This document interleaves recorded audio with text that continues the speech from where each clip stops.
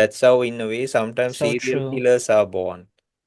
You see, you Oh, yes, track yes, back that's like their life profound. story and all, and there was like so much mental abuse or even physical abuse or sexual or anything that Mm, it really triggered, and there were signs that they showed.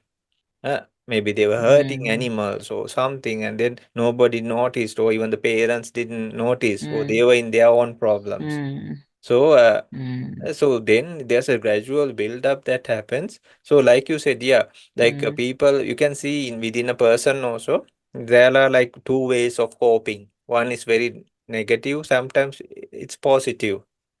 Usually, mm. but things in society also sometimes trigger the negatives, no?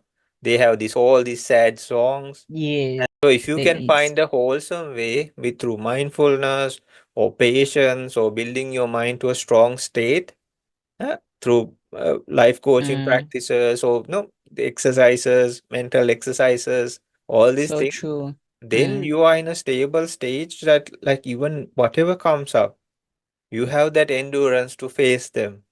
And even if you so fall true. down, you can bounce up back again. And that So becomes true. faster So and true. faster.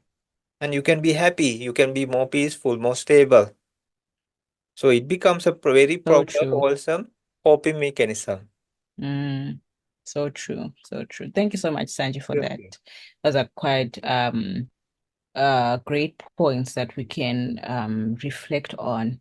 You know, it's different situations. It's not even in adults. You mentioned marriage, also in kids. They Yes. cope, especially toddlers, when things don't go their way.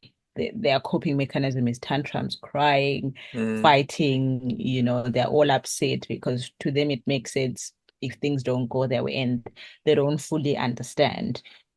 So thank you so much for that, Sanji. And as we're about to wrap up, understanding these mechanisms requires so much empathy, recognizing that people cope the best way possible, even if it doesn't, even if it looks unconventional, what makes sense to you might not make sense to the next person.